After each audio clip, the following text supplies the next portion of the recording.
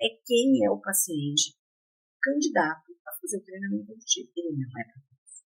Ele não é para todo paciente que chega na sua frente. Não é todo paciente que chega na sua frente que vai se beneficiar com ele. Então, ele precisa ter um critério de indicação bem adequado, né? Então, quem são os principais candidatos ao treinamento auditivo?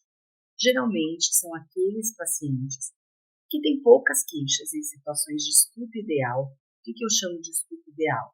É aquela situação onde você está com o paciente em um ambiente silencioso, que você tem dois, ou no máximo, dois falantes, que eu digo, você e ele, né? Um falante além dele, no máximo 3.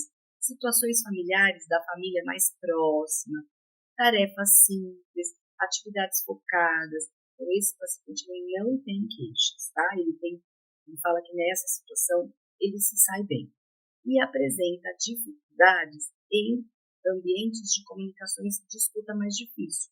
Então, por exemplo, quando ele está no ruído, quando tem várias pessoas falando ao mesmo tempo, quando o tópico não é conhecido, então quando o assunto muda o assunto, quando ele tem uma tarefa complexa, ou quando ele tem que fazer atividades simultâneas. Então, acende para a gente a luz vermelha, que só o aparelho não vai dar conta desse paciente. Né? Quem faz a compreensão de fala no ruído, por exemplo, não é o aparelho. Por mais que o aparelho tenha cancelamento de ruído dinâmico, não importa. O cérebro desse paciente precisa fazer, né? Por exemplo, precisa ter aí a audição binaural simétrica para ter o efeito Squelch. Eu tenho várias habilidades envolvidas na tarefa de compreender, que não é só escutar. Portanto, esse tipo de queixa me mostra que só o aparelho auditivo não vai trazer o sucesso e não vai atender às expectativas do paciente. Então, a gente tem uma diferença muito grande entre o paciente que tem perda de audibilidade e o paciente que tem perda na clareza, na compreensão dos sons. O paciente que tem perda de audibilidade é aquele paciente que tem lesão de célula ciliar externa. Então, são aquelas perdas que vão no máximo até 60, 65 dBs. Célula ciliar externa. Normalmente a gente codifica para concluir teste de fala e que, na verdade, o que eu basicamente vou precisar é tornar o som mais forte. São casos bem tranquilos, são mais tranquilos, né? Mas às vezes é lógico que isso vai sair do controle. A gente também não pode esquecer que muitas vezes eu tenho algumas frequências com perdas maiores, né? Então, eu tenho em algumas regiões lesão de célula ciliar externa, mas em outras lesões mais complexas. Então, essas perdas, por exemplo, as perdas em rampas também não vão entrar nesse grupo que eu estou falando que é um pouco mais fácil. Eu tenho uma relação previsível entre o limiar auditivo e a perda de audibilidade. Então, eu olho o limiar e eu imagino aquilo que o paciente não consegue ouvir. E eu tenho maior facilidade de corrigir isso com amplificação. Quando eu tenho perda de compreensão, perda de clareza, né, como eles falam, eu geralmente tenho lesão célula ciliar interna, que pode ser às vezes em 2, 3 frequências. Então, quando eu tenho, por exemplo, uma rampa, e a partir de 4, 6, eu já tenho limiares inferiores a 70 dB, eu já tenho lesão célula ciliar interna. E aí eu vou ter uma maior dificuldade de compreensão, porque eu já tenho uma lesão um pouquinho maior. Eu posso quantificar essa dificuldade com testes de fala no ruído. Então, enquanto só os testes de fala no silêncio, os testes de fala no silêncio são suficientes para esses pacientes com lesão apenas de externa, para os pacientes com lesão de interna, se eu não incluir um teste de fala no ruído, eu não vou ter a noção da verdadeira dificuldade. Se eu fizer só um teste de fala no silêncio, provavelmente ele vai se sair bem. A hora que eu colocar um ruído e repetir o mesmo teste, eu vou me surpreender que ele vai piorar muito.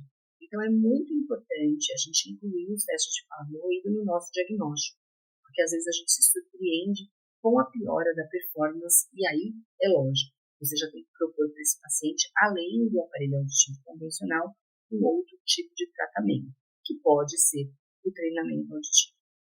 O meu objetivo é tornar, então, o som mais claro, né? Aquele paciente que geralmente ele não fala assim, eu vim aqui porque eu preciso ouvir mais. Ele geralmente fala assim, ouço bem, principalmente as perdas em rampas, mas o som não é claro, eu não compreendo.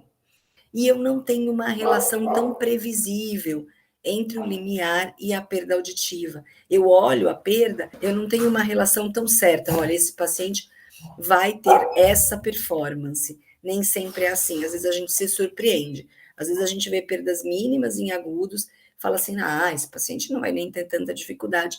E a dificuldade é muito importante. Ou então, perdas maiores, mas em frequências exclusivas, que você fala, esse paciente não se sai bem, e ele não se sai.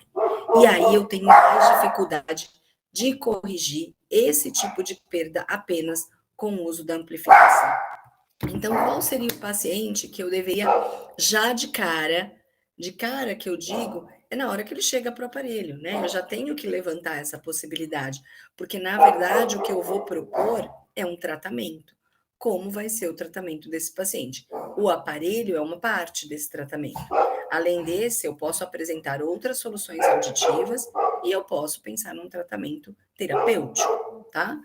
Então, aqueles pacientes com dificuldade de comunicação que é desproporcional à perda, então eu olho a perda e o paciente tem uma queixa muito grande. Os questionários de autoavaliação, eles nos ajudam muito, tá? Normalmente a gente solicita que o paciente preencha o HHIE, o HHIA, no caso de adultos, na sala de espera. Eu faço isso na minha clínica para todo paciente que chega.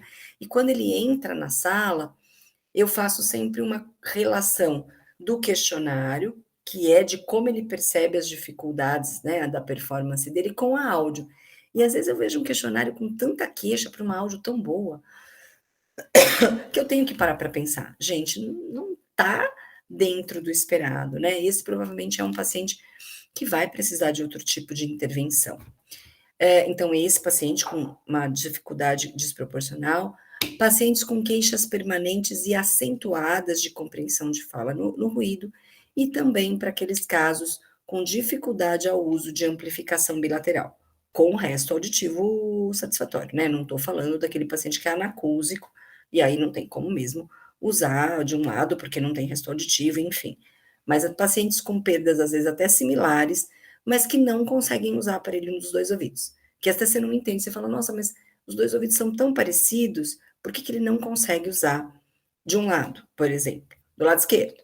Então, pode ser por uma dificuldade, né, por lesões, alterações de habilidades auditivas e que talvez o treinamento auditivo possa favorecer.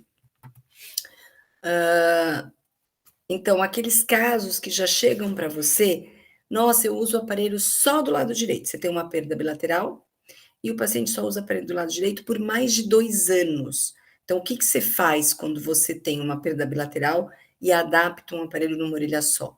Você coloca a outra orelha em privação sensorial.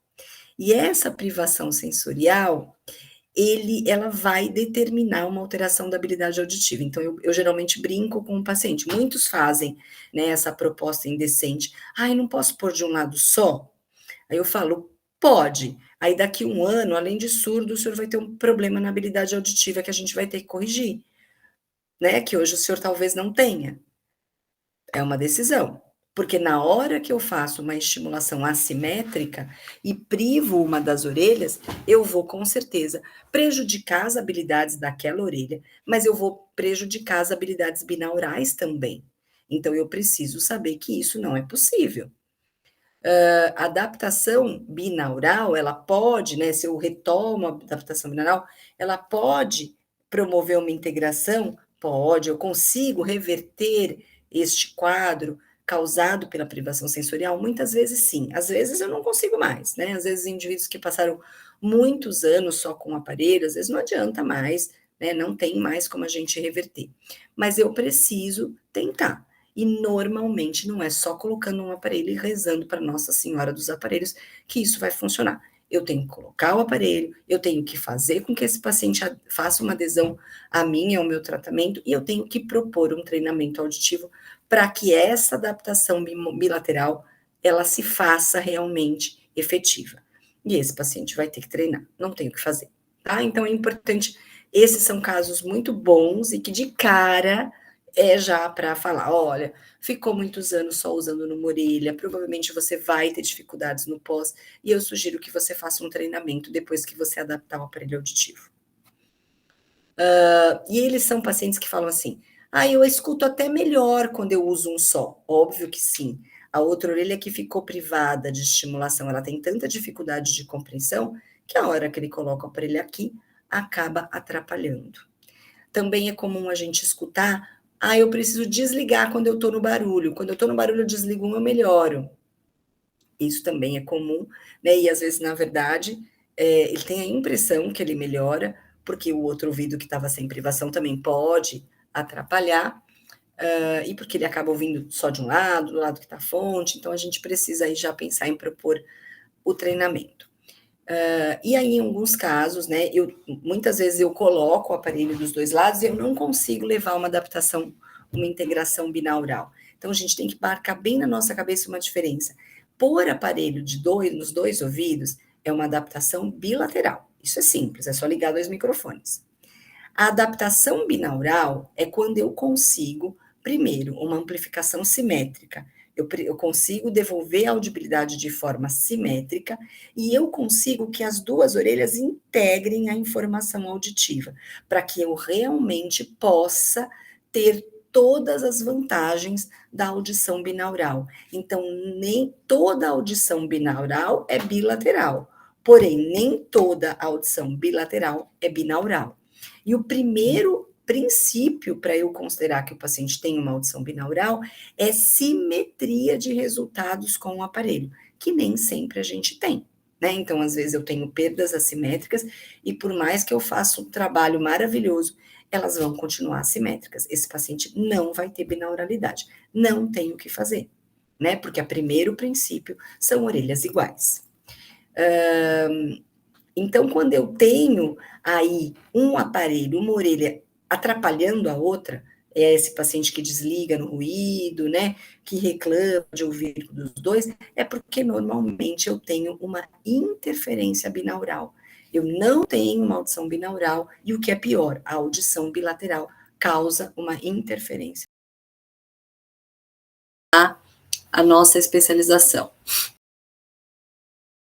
Então, vocês começam de neuroanatomia do sistema auditivo, né? Então, a gente vai ter a professora Aline, que vai falar toda a parte de anatomia, fisiologia. Então, a gente vai relembrar muita coisa de embriologia, tópicos importantes e que, às vezes, a gente, no momento que a gente aprende, né, no início da nossa formação, a gente não tem nem maturidade para utilizar todo esse conteúdo, tá? Então, é bem importante porque hoje, com a maturidade que vocês têm, o conteúdo tem um enfoque e uma aplicabilidade muito diferente, tá? Então, aproveitem.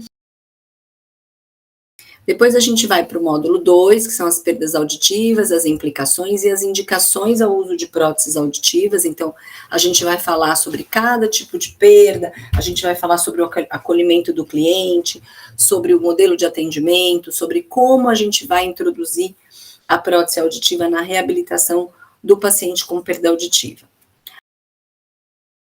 Aí a gente vai para características físicas e eletroacústicas das próteses, vai falar exatamente de tudo que a gente pode fazer para modificar a forma como esse sinal vai ser amplificado e colocado na orelha do paciente. No módulo 4, a gente vai para a adaptação das próteses auditivas em grupos especiais, aí a gente vai dar uma atenção maior para as crianças, e também para grupos como portadores de zumbido, né, idosos. Então, esse aqui, o módulo 4, a gente vai ter, seria o nosso módulo pediátrico. A gente vai para a adaptação e manejo das próteses osteoancoradas, né, e implantes cocleares. A gente vai perder mais tempo é horroroso, né, vai ganhar mais tempo com as próteses osteoancoradas, que são realmente consideradas, são semelhantes a uma prótese auditiva, e um pouco menos no implante coclear, porque o implante coclear, na verdade, ele poderia até ter uma especialização só dele, né, especialização em implante coclear, mas a gente vai pelo menos ensinar vocês de quando indicar, quando não indicar, né, então tudo isso é bastante importante, porque a partir, o profissional que adapta a prótese auditiva é um dos que acaba fazendo a indicação do implante coclear. E o último módulo, toda a questão das orientações, aconselhamento, segmento, treinamento auditivo, tá? Então, e aí, além das aulas online, vocês têm aí todo o conteúdo na plataforma que a gente vai colocando. Existem também algumas aulas gravadas que vocês vão receber. E sempre que tiver dúvida, pode entrar em contato comigo para a gente tentar resolver.